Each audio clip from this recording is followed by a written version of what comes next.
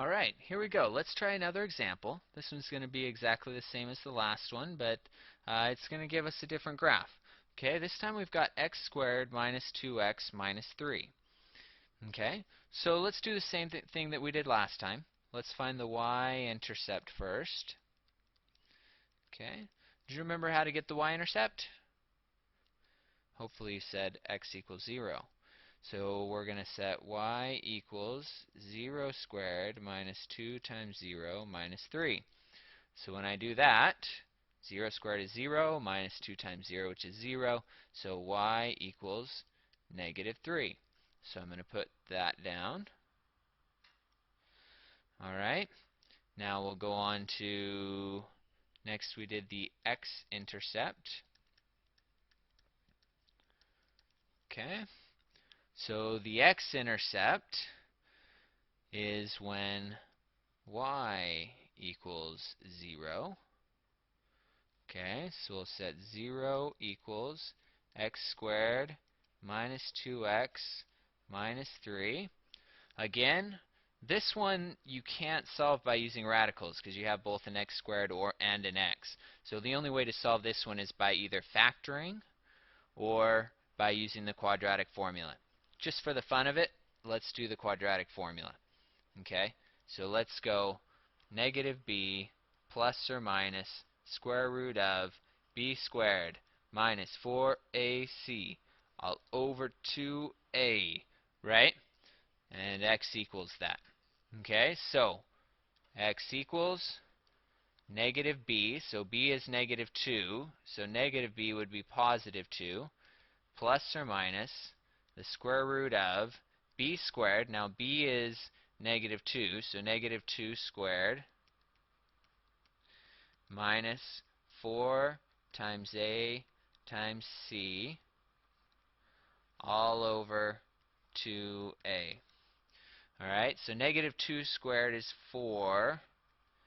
4 times 1 is 4, times negative 3 is negative 12, so minus negative 12 or plus 12. So we've got 2 plus or minus the square root of 4 plus 12, which is 16, divided by 2.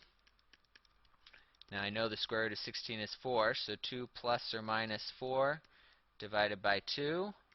So 2 plus 4 is 6 divided by 2 is 3. 2 minus 4 is negative 2 divided by 2 is negative 1. So those are my x-intercepts. So I'll go to my graph and I'll go over to 3. So that's one x-intercept, and I'll go to negative 1. So that's the other x-intercept, just like that. Okay. Now, next is the vertex, right? And we said the vertex is halfway between my x-intercepts. Can you tell where that's going to be?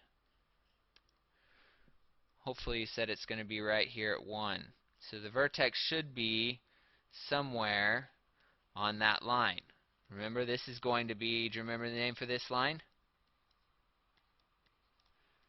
That's the axis of symmetry, right? Because that's the line that makes the mirror image on both sides, right?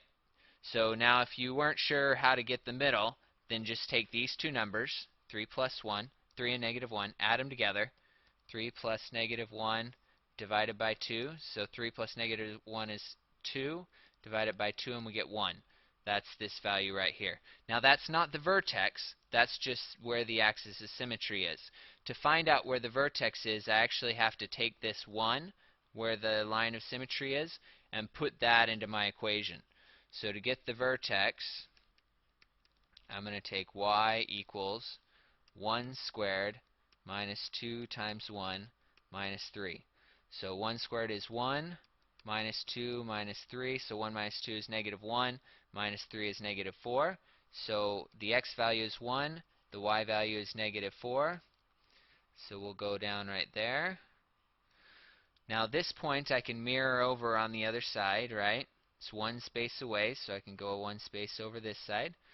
And it looks like maybe I can put in another thing. So let's do our table, x and y. Let's put 4 in for x. Okay?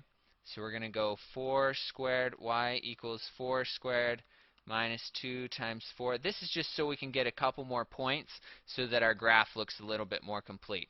So 4 squared is 16, minus 8 minus 3. 16 minus 8 is 8, minus 3 is 5.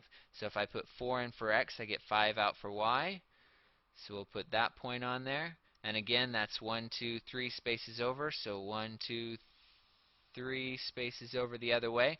Right? Now this is for my axis of symmetry. Don't get that mixed up with your y-axis. The axis of symmetry is halfway between the x-intercepts, and it's lined up with the vertex. And so now we've got a beautiful quadratic graph just like that. There you go. Okay, I'm going to go ahead and do one more example so you can make sure that you've got this one under your belt, and then watch the last one.